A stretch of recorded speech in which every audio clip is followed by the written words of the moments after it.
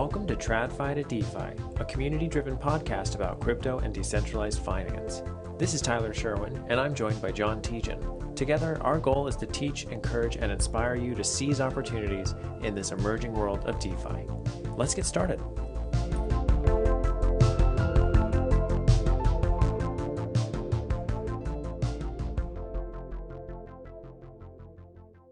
Hello, everybody, and welcome to the TradFi to DeFi podcast. My name is Tyler Sherwin, and I'm joined by my co-host and co-founder of TradFi to DeFi, John Tejan. And today we're really excited about our guest today. His name is David Seroy, and he is a Bitcoin researcher who recently wrote an article that I found extremely fascinating. And so today we're just going to be talking a little bit about TradFi to DeFi and what that means for Bitcoin-based credit. These are pretty exciting combination of two ideas that normally are pretty antithetical to one another, DeFi and Bitcoin, and sometimes those two worlds don't necessarily mix. But we're really excited to get the podcast started talking with David. David, thank you so much for coming on. Welcome to the show. Thanks. Appreciate having me. Awesome. So, John, why don't we get us kicked off? Let's start at the beginning. Where should we start with this whole TradFi to DeFi with Bitcoin and DeFi?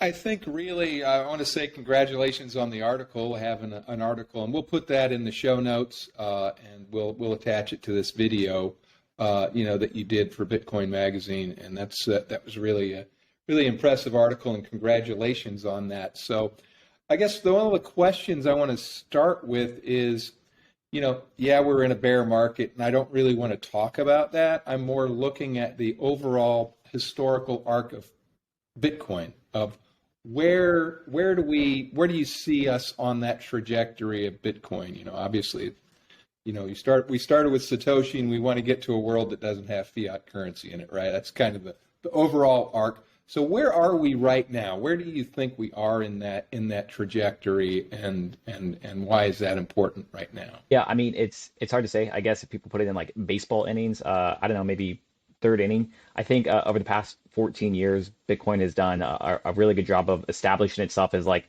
a legitimate, decentralized player, and really now honing in on this kind of like this store of value narrative.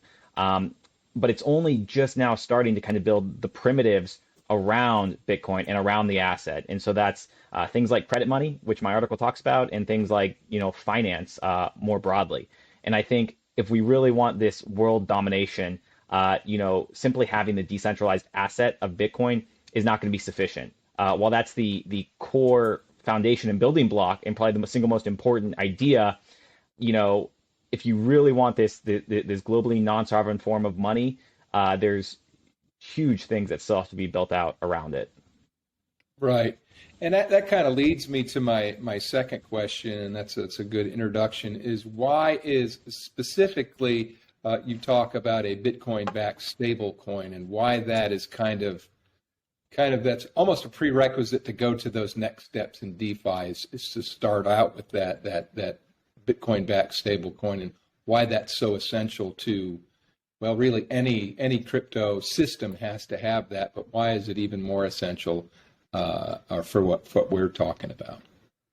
Yeah, so I'm going to lay like a little bit of like context and foundation as to how I see it. Like a lot of people have talked about how this Bitcoin-based economy will look like, but normally the conversations come down to this perpetual tension that exists between Bitcoin and the dollars, right?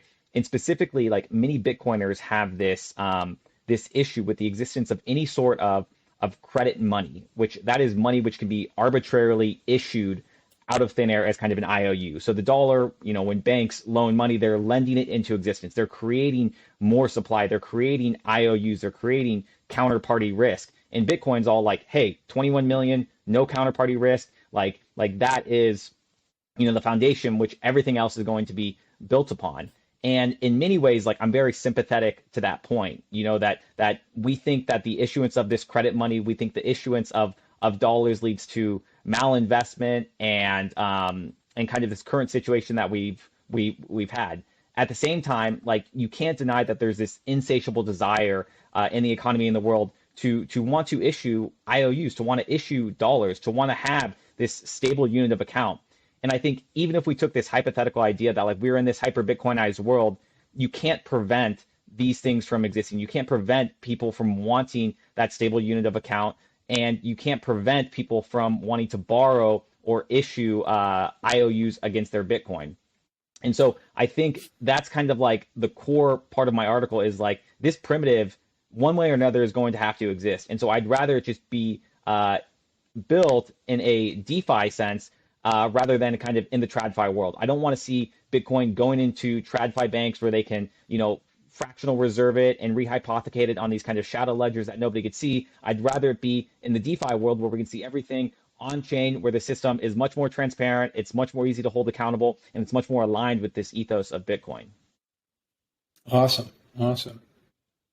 So yeah, and I kind of get that feeling too from a lot of Bitcoiners that they're very leery of that kind of credit money situation. And, is it fair to say really it's the fiat system that drives the malinvestment and the negativity in there, as opposed to you can still have that credit and that kind of expanding money supply, or flexible expanding and contracting when the market needs it, when it is backed by Bitcoin. That's the big difference. It's what backs that money. I don't think, at least I'm of the opinion, that credit is not necessarily a negative thing. It's the fact that it's not backed by something like Bitcoin. And that's really what the system you're describing solves. Well, you're exactly right. But backing it by Bitcoin is only, half of the battle. If I go and put my Bitcoin into something like, BlockFi, and we say, oh, it's backed by Bitcoin, but behind the scenes, the ledger which BlockFi is using, it's kind of their own hidden ledger. Like they can do things where nobody can really see until there's essentially a run on the bank, and you see, holy crap, they don't actually have the Bitcoin there, or they issued way more liabilities than I expected. And so simply having a service that backs Bitcoin is not sufficient. You need something to where you can see all this stuff on chain, to where you can see, oh wow, this protocol has X amount of Bitcoin backing it, and then Y amount of liabilities that they've issued. And that will allow this kind of world that like George Selgin and the free bankers have talked about, where people can go out and attack these protocols because there's information transparency. That's the key issue that the TradFi world suffers from, is that they don't have a way to provide information transparency of the assets and the liabilities. You're dependent on audits, which happen quarterly and can be rigged and flawed, and that's the root of the issue. It's a great point that you also make in the article. I'm just going to quote from it briefly. I liked what you said where you were quoting from the free banking idea, said George Selgin. So imagine a world in which banks were allowed to competitively issue their own private monies and markets were allowed to sort out whether these monies were valuable. The system would be built on assumptions of information transparency being high, existing within a competitive market environment, and subject to minimal regulation. So that world that's being described right here does kind of exist in this world of DeFi, right? But what you're talking about is taking kind of this idea of Bitcoin, which has always been kind of closed off from DeFi, and making that one of the most primary sources of value that people can actually rely upon. So rather than a system based on geography, access, wealth, KYC, and you're having access to institutions, this could be something that's truly sovereign and transparent and open and available to all. Yeah. Exactly. I mean, so I'll just kind of get to like one of the key products that that I mentioned in the article is like this ability to take Bitcoin, lock it into a smart contract, and then borrow stablecoins against it. And there's two key things that people are interested in there. Like one, now we're enabling anyone from anywhere in the world to be able to lock Bitcoin, their own sovereign form of money, into it and mint their own form of credit, stablecoins against that. Like for many people in third world countries, being able to borrow at less than 30%, 50% interest rate is a godsend. To be able to open up KYC-free 0% interest loans just based off of Bitcoin in an over-collateralized manner to anyone in the world, like that alone is a singularly amazing product. On top of that, as a byproduct of being able to borrow against your Bitcoin, we're creating now our own Bitcoin-backed stablecoin, right? And people like Alex Gladstein really kind of talk about this, that like stablecoins are a killer use case. And there are tons of people around the world that since they have no semblance of credit or really identification, like they can't be KYC'd, they can't get access to dollar bank accounts. Like if you can immediately give them a stable coin and say, hey, here's a Web3 wallet, it costs essentially nothing to operate and we can send you stable coins. Like you bring commerce in this stable unit of account immediately to the entire world. Like those two singular products, 0% interest Bitcoin backed loans, and as a byproduct, minting a censorship resistant Bitcoin backed stablecoin. It's amazing. It really is. And I think feel more like it Bitcoiners actually, will open up to this. yeah, I think it actually carries the promise of Satoshi's initial like cashless or peer-to-peer cash system, right? Which is one of these ideas. And the volatility of Bitcoin has always been one of its greatest attractions for those that want to get rich, but it's also been one of its greatest attractions as well for folks, like you said, who can't get a stable unit of account. And I think that this could be the perfect hyper-Bitcoinization leg up that we go through if you can have this stable unit of account, but then also, and it be elastic in its supply, but then you have stable, fixed supply Bitcoin that is truly sovereign and a high store of value. Yeah, exactly. You mentioned two things there that I kind of want to riff off. Like one is the elasticity. Like when I'm saying that we can create, monetary elasticity, that we can create these forms of credit money, it's kind of talking about what we mentioned earlier, where like it has limitations to it. Like you can't just infinitely create like as much, elasticity with the dollars as you want. It's ultimately going to be capped by the collateral, by the savings of Bitcoin. And that if people get too elastic, they create too many of these stable coins, then they will essentially start being liquidated and the system's held accountable. So that's important. That's just not like infinite untapped elasticity where all the Austrian economists are going to like lose their mind and think that's going to lead to malinvestment. The second thing that you kind of alluded to is this kind of like flywheel effect that I mentioned in the article that's created. Like right now in Bitcoin world, we very much have this idea where it's like, where do you put your savings? You either are Bitcoin or you're either a dollar. It's like good versus evil. It's black and white, but now when you have something where you can mint these Bitcoin backed dollars out of the Bitcoin collateral, it's like as you drive demand to the dollar, you're indirectly driving demand to the underlying Bitcoin collateral. And so I think those two camps of people that they don't care about dollars, but they want to be able to borrow against their Bitcoin at 0% interest, that will drive liquidity to the dollar stablecoin world. People who are like, hey, I kind of like Bitcoin, but I'm not yet ready because it's so volatile and I live off $10 a day and I'm in South America, and they say, hey, I need a dollar. As they demand more dollars, we're going to drive, again, more of that value to the underlying collateral.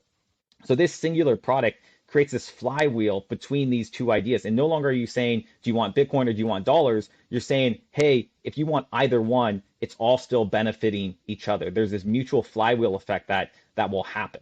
And I like that flywheel effect. And I think you also, because one of the attractive things about it is it's whenever you're in competition, and shall we say that, the Bitcoin is in competition with the fiat system, and not necessarily the dollar. Those are kind of two different things. It is a fiat system, but the dollar is just a unit of account we pay our bills with. That's the difference. People get those mixed up all the time.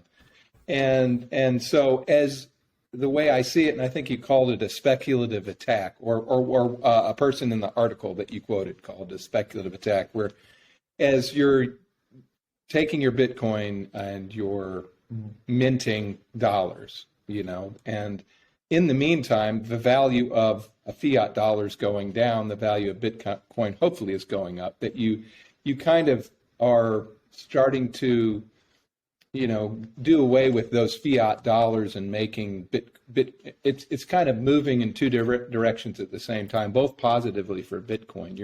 You're starting to replace that fiat system over time as it becomes more and more popular to use that Bitcoin-backed stablecoin. And can you talk a little bit more about that speculative attack that you were talking about in the article? Because I thought that was rather interesting. Yeah, so that was actually originally written by a couple of different people. One of them is Pierre Richard, I think back in like 2014, 2015, and he wrote this article, Hyper-Bitcoinization and Speculative Attack, where, he essentially said, as we kind of borrow more dollars, we're kind of speculatively attacking the dollar, because every time you borrow dollars, they're being loaned into existence. You're creating more supply of dollars, and therefore you're perpetuating this kind of inflation that will happen. And I think what sometimes people have a tough time wrapping their head around, it's like when you hold dollars, if you hold them as a liability on your balance sheet, as something that you owe as a loan, then you are effectively shorting the dollar. And so again, it's that idea of like you put in Bitcoin as collateral, you borrow dollars against it, you are speculatively attacking it. You are creating more dollars. You are essentially devaluing the dollar, and you are banking on this kind of on this devaluation of the dollar over time. So it just ties all these things together, and it again goes from this world of like, hey, sorry, I can't hold dollars, to being like, hey, you can hold dollars, but just hold them as liabilities that you owe into the future. And if you have this now ability to borrow against it with no loan term, like you could hold these things for 10, 20 years and wait for this hyper Bitcoinized world to come in into play, and devaluation to really hit. It makes it a lot easier to perform that speculative attack. I'll also add on that, like, when Pierre Rochard wrote that article of speculative attack, it was back in 2014 and 2015. Like, the only way you'd be able to borrow against your Bitcoin is by giving it up to centralized custodians. And so that article is like very antithetical to the whole Bitcoin ethos. It's like, yeah, sure, you're performing this speculative attack, but it's like, are you? Because the banks could essentially be fractional reserving that Bitcoin, or they could be taking that collateral and rehypothecating it, which is kind of like fractionally reserving the collateral.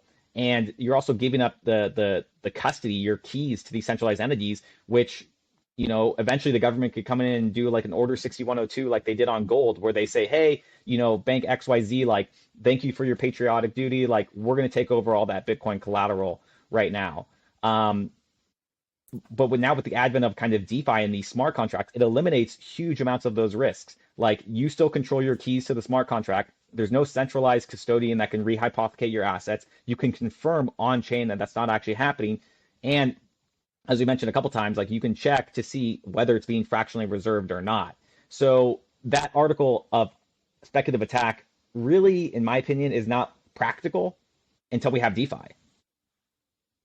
It's Right. amazing evolution we've had since. Yeah, totally. Yeah, and that kind of brings me to a point that, how are we going to, and I'm specifically addressing the Bitcoin community at large, I guess, is, they're inherently suspicious of DeFi. And how do we help them overcome their fear of DeFi? And you're pointing out a just fantastic use case. It's actually very strategic about how we get to the place we all want to be, and I don't think we can get there without it. And I probably feel the same way. But how do we get the Bitcoin community to kind of latch on to that? Or will we attract new users to Bitcoin who want to use something like this? Yeah. There's going to be the old school hodlers that, if they're not letting that out of their sight, even though it's on a smart contract and it's auditable and it's viewable, how do we get them to square from A to B, I guess, really? And is this something that we can logically do and have a purposeful attempt at doing that? Yeah, all just because I'm so passionate about it, like, kind of keep fighting this cause and presenting it. But on the other hand, like, I just don't even really care. Like, if Bitcoiners don't want to use it, don't use it. I think a lot of these DeFi protocols, it's kind of like, it's like the meme of like, come on, bro, like, bro, please, like, come on, man, if you just use on DeFi protocol, it's like going to be so good for Bitcoin, and like, come on, please, dude. And but with something like this, it's like, look, you have Bitcoin and you don't want to borrow against it at 0% interest rate, like, fine, don't use it. If somebody doesn't want to use it because there's like other risks, like a smart contract risk or an Oracle risk or like a governance attack or something like that, like, those are all very valid things which we can discuss in more detail. But if somebody like doesn't want to use it, like, I don't feel compelled to sit here and like beg them. Like, we're providing a very good and legitimate product, like something that, in my opinion, is 100% better than anything else on the market. And if other people who want to live 100% on Bitcoin want to start selling their Bitcoin to live rather than borrowing against it, it's like, well, do you actually even believe in the mission? It's like, if you did, then you would want to do everything you can to like not sell it. And all these people who are like preaching stable coins, like, nothing against Tether. I honestly think Tether is great. I think they've done amazing things for the community. But like, that pales in comparison to what we could potentially get with this kind of decentralized Bitcoin-backed stablecoin, which, again, I mentioned, drives value to the underlying collateral, that's censorship resistant, that can't be taken over by the government. Like, these are just straight up better innovation. So that's how we get Bitcoiners to research this stuff, is we provide actual products that they want to use instead of just saying, hey man, please, like, just use this, like, it'll be great. I love that point so much because, instead of asking you to give a pitch to Bitcoiners on this podcast, you're just like, look, just figure it out. Because here's the big thing that you said that I really resonated with is I never want to sell my Bitcoin. I never want to sell the assets that I'm long on. Why would I ever want to do that? And so the answer to me has always been collateralize and borrow against them. I just want a way to do that, though, where I don't have to rely upon a custodian, right? And so it's so interesting, too, because you're saying, too, like when you hold $1, it's a liability, you're actually shorting it, right? Well, when you're selling Bitcoin to buy a latte, you're shorting Bitcoin for a latte. So you would have to liquidate it at some point to live, right? You have to find some way of monetizing this economic unit of energy, and you might as well do it with dirty fiat, right? And again, separating the dollar from the fiat, but obviously, why wouldn't you spend in a stable denomination, collateralized by an asset you're bullish on? You don't have to sell the asset. Yeah. No, I mean, I totally agree. Yeah. Well said. Yeah, well, and you talked about a couple actual protocols in your article. Do you want to cover those and just kind of give us some color of what actually is happening on the ground now that maybe even at this point people can investigate for themselves and possibly test out take it for a test ride, I guess. Sure. So I mentioned two protocols. One is Fuji Money, which is built on the Liquid sidechain, and the other one is Sovereign Zero, which is built on RSK. Admittedly, I don't have as in-depth knowledge about Fuji, but I do know that they will allow something where you can lock up Bitcoin into a contract, and then it mints these kind of FUSD, these stable coins against it. The Sovereign Zero protocol I can talk about more because I've been part of that community for a while. It's a fork of a protocol on Ethereum called Liquidity, and the predecessor of Liquidity was MakerDAO. And so many people are familiar with Maker, where you can lock up Ethereum collateral, you get the DAI token. In my opinion, Maker has many flaws with it, which have kind of been exposed over the past years. Like they had issues with their liquidation engine in March 2020, which then in turn caused them to start using USDC as collateral. A protocol like Liquidity has taken that basic premise of borrowing against Ethereum and making stablecoins, but removed the human governance. And so they've burned the contract upgradability, meaning they can't make changes, and so can only ever be Ethereum collateral. And they've used a different liquidation mechanism called a stability pool, which may be beyond the scope of this conversation since we're limited for time, but it's seemingly worked quite well. It's been out for about a year and a half. It's experienced these extreme drops of like 80% plus. It's maintained its peg. It's maintained at this 0% interest rate. And so we've seen that and said, hey, let's bring that over to Bitcoin. And so what we did is we built it on the RSK sidechain, which is a federated sidechain on Bitcoin, but it's EVM compatible, meaning you can port contracts that are built on Ethereum and bring them closer to the Bitcoin ecosystem, where now, instead of using Ethereum for gas fees and Ethereum as collateral and using this Ethereum-backed stablecoin, we say use Bitcoin collateral, build it on the Bitcoin sidechain, which technically generates fees for the Bitcoin layer one, and so we bring that closer to Bitcoin. And so that's the intent. I think this grand vision that I have is we start to show product market fit, and we say, hey, like, there's actual use case for these side chains. And yes, they're a bit trusted because they use a federation, which I can describe more if you guys want. But people are actually using this, and this is a very valid use case for Bitcoin. And that may eventually kickstart the conversation around more trustless solutions, like trustless two-way pegs, like ZK rollups and validity proofs, and some more advanced cryptography that really could be the end game scaling solution for Bitcoin. Beyond Lightning, which, in my opinion, has significant limitations. Yeah, could we talk a little bit about RSK and kind of the specifics of Sovereign? Because this Sovereign, I think, is, from everything I've seen in the market, they seem the closest to this dollar-based or Bitcoin-based dollar. Can we talk a little bit about the federation and just kind of understanding, like, where does this sit in the terms of like total decentralization versus trust, a trusted counterparty. Where do they fit on that spectrum, right? So if like you're on your journey trying to go as decentralized as possible, like what compromises are you making with Sovereign? Yeah, sure. So I'll try to describe like the basic architecture of like Bitcoin, right? So Bitcoin lives in its own little world. And this is like when all the people say, hey, run your node, not your keys, not your coins. It's like anytime you run a node, it can only ever see things like inside this circle, inside this Bitcoin circle. But the trade-off for that is like it's very simplistic in that world. Like you really can't do these kind of these smart contracts. Even though Bitcoiners will say Bitcoin does smart contracts, like technically yes, but when people use that term, they mean it in the sense of like generalized or expressive contracts, more like on Ethereum.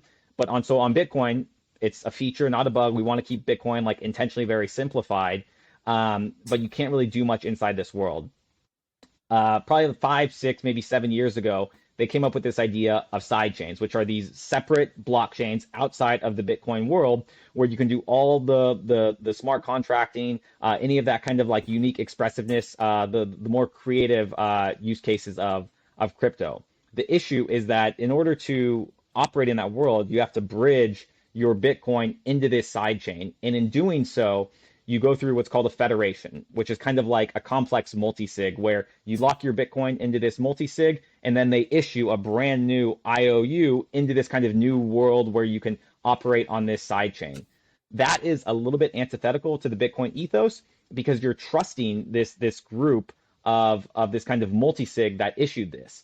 And in a very simplistic way, they could just rug pull you that you take the kind of the token that they issued on the sidechain and then they take their Bitcoin.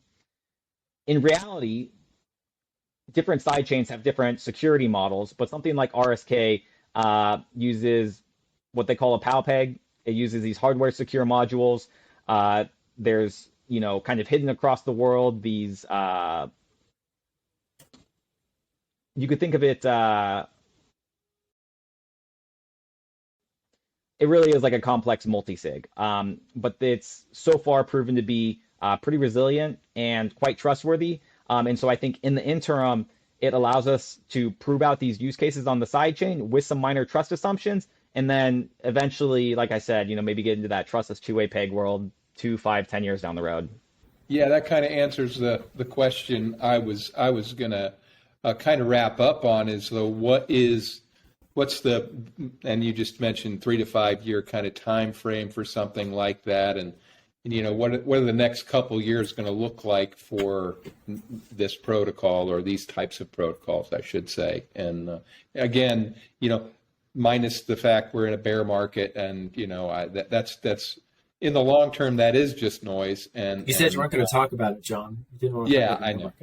But we'll, because people build during bear markets, right? And that's what we're all about. And that's what was so interesting about your article is like it was really answering questions that I had about why isn't Bitcoin exploring DeFi. And I think I even asked in the Telegram channel probably 6 months ago when you mentioned Sovereign, or maybe even longer than that, maybe a year, I don't know. And that's what kind of caught my ear, and I've been looking into it, and obviously when I saw your article, I was very, very happy to see that. So, take us through what you see the next 3 to 5 years look like for this, and what's that I think, be? I appreciate you saying that. I think the purpose of the article is really to show people like, hey, there is like a credible path forward. And that I think some of the people who have been critiquing some parts of Bitcoin have legitimate points. Like it's not all just like, sunshine and rainbows and like, Bitcoin is like predestined to win and that lightning is the end game. It's saying like, hey, there are some flaws here. Some of our critics have legitimate points, but here is how we can actually bypass that. And in terms of like how I see the next 3 to 5 years playing out, I think we'll start proving out the use case on some of these things like this Bitcoin-backed credit and these Bitcoin-backed stablecoins. I think people naturally, because of the incentives, because they're wanting to borrow against Bitcoin, and because they're going to want censorship-resistant Bitcoin-backed dollars, I do think we're going to start seeing growth in that, despite the kind of trust assumptions that come with the federation. So that's what I probably see is happening, is it just becoming a very popular product the next 3 to 5 years. During that time, hopefully, there's so many advancements that are happening with validity proofs and Starks and Snarks and rollups, and we kind of need to see that to start to plateau a little bit. It's almost like the development is happening too fast that we don't really know what the winner is going to be. We don't really know like what we can put to the Bitcoin community and say like, hey, this is the ultimate solution if it's going to change within the next like year or so. So we need some of that to kind of ossify a little bit. And then a more valid, like, trustless two-way peg solution can be presented to the community. And we say, okay, we spent the past 3 to 5 years proving out this use case. And you clearly like it's a dominant force in the Bitcoin community. And now we have this technology that's kind of ossified over the past 3 to 5 years, merge it together. And I think that is the Bitcoin endgame. I think I agree with you, because I'm afraid that, you can't have this ossification process without a testing period. You have to kind of either go through a couple of exploits or hacks and respond to them and fix them, or make it long enough without that happening. And I think that's a great way to get, like you're saying, product market fit is happening, but you kind of got to prove yourself in this DeFi world. It's like do or die. Only the strongest can survive. And I've talked to the Sovereign team, and I've always been very impressed with what they have to say and the way that they've structured things. And it seems like a pretty great team to bet on. I definitely think they're the furthest along in this. I know there's like stacks and other things that are kind of similar, smart contracts on Bitcoin. We haven't really had a chance to kind of dive into maybe the differences there, but like this journey from TradFi to DeFi and hyperbitcoinization, we didn't really get to ask you, like, you philosophically, personally, what was it that drove you to like this idea of going from TradFi to DeFi and kind of, sharing your thoughts with our community, because we've all been very impressed with, some of the discussions you've had in our community. We really are glad to have you as a community member. What was it about this idea of like going from TradFi to DeFi or becoming into a super hyper Bitcoin world? Like, what was it that drew you to Bitcoin initially? I'm just curious. Yeah, I mean, I kind of came as like a hobbyist libertarian. I mean, probably like 10, 11 years ago, I started reading, Ayn Rand and Atlas Shrugged, which led me to objectivism, to Austrian economics, to, free banking, like all of that stuff I was very much into years ago, but I really didn't put together the connection with Bitcoin until much later. And so once I found that, I think my what the slope or whatever to get up and running on Bitcoin was much easier, because I came from that philosophical underpinning. And what intrigued me by DeFi is like I came to this realization that simply having the asset of Bitcoin decentralized is not sufficient, and that market incentives will ultimately lead it into these kind of financial rails and will be relegated to a world of gold 2.0, where we have this like perfect decentralized asset, but that is hijacked and will ultimately fail because of the rails that it has to exist on. And I think that's what even the gold bugs get wrong sometimes, is that like the gold standard has failed in every instantiation that has ever existed. Like, it's never been able to be successfully sustained. And like, people are probably losing their mind and pulling their hair out when I say it, but it's the truth. And it's because the asset being decentralized is only half the battle. You have to have the financial rails. You have to have the monetary layers, the credit layers also be credibly decentralized. And Bitcoin being natively digital asset allows us to build these natively digital rails as well. Couldn't have said it better myself. What a great phrase to end it on, David. Thank you so much for that. I mean, very eloquently stated. Gold 2.0 is not what we're building. We're trying to build something even better, right? So I really appreciate you taking the time to come on the podcast. Let us know how TradFi to DeFi can help you on this journey, and also let us know how people can contact you if they want to learn more. So you can contact me. Usually I'm just on Twitter, David_Seroy, S as in Sam, EROY. And then in terms of the community, as much as I feel like our discussion on the Telegram group you kind of alluded to got contentious, like I love that. I want people to come in and battle test these ideas and really help us improve it. And so I totally welcome that conversation. And I just want to end here. I think my Maxi buddies would be very upset if I didn't say this, is that none of this stuff is risk-free. Like, we are on the kind of like bleeding edge. Some of this stuff could be riddled with smart contract risk. I also think that self-custody and running your own node and the ideals of 21 million really is the single most important thing we can do in Bitcoin. But it's not the only thing we can do. And so be open-minded while also acknowledging the core tenets of Bitcoin. Beautiful. So we'll put the link to the article in the description. Everybody, please do check out David. Follow him on Twitter. Take a look at the article. This is, once again, is the TradFi to DeFi podcast. John, any last closing comments from you before we wrap up? No, I just want to say thank you again, David, and for helping me, a boomer, kind of get some more context on where the future is going to be if I'm going to be around. So thanks. Appreciate it. Thanks, John. Thanks, Tyler. Yeah, thanks, David. All right, everybody. We'll see you again next time, and thanks so much for listening.